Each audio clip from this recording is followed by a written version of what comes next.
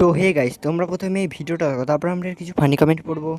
আজকে তোমাদের মাখা কাকিমাকে নিয়ে আমি কি কি মাখা করে খেলাম। এই মাখামাখি করতে করতে আমার ছোটবেলার কথা মনে পড়ে গেল। আমার বাবার বাড়ির কাছে ছিল অনেক বড় বিল, আর আমার দাদুর ছিল অনেক বড় নৌকা। বিকাল হলেই আমরা সবাই মিলে নৌকায় যেতাম ঘুরতে। আর নৌকায় ঘুরতে যাওয়া মানে বাখানোর সব রেডি। আমি ছেলেকে বললাম, খেয়ে দেখ বাবা কেমন হয়েছে। ছেলে আমার বলল, আজকে মা কাকিমা খেয়ে বলবে যে কেমন হয়েছে মাখা। সত্যি বলছি, কফি আর মুড়ি মাখা খেতে দারুণ হয়েছে। আজকে আমার সুমি বাড়িতে নেই, তাই সুমিকে ছাড়াই রচনাটা বললাম। সুমিকে ছাড়া এই ভিডিওটা তোমাদের কাছে কেমন লাগলো সেটা আমাকে অবশ্যই জানিয়ে যেও। কাল ফিরে আসবো আমি নতুন একটা ভিডিও নিয়ে।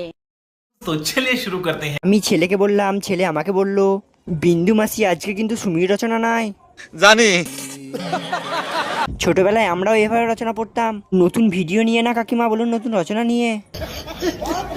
সুমির রচনা নেই, এটা তো শুরু করে বলার কি আছে। ফাইনালি আজ এতদিন পর কাকিমা স্বীকার করলো উনি সুমির রচনা বললেন, আজ বলতে পারলো না।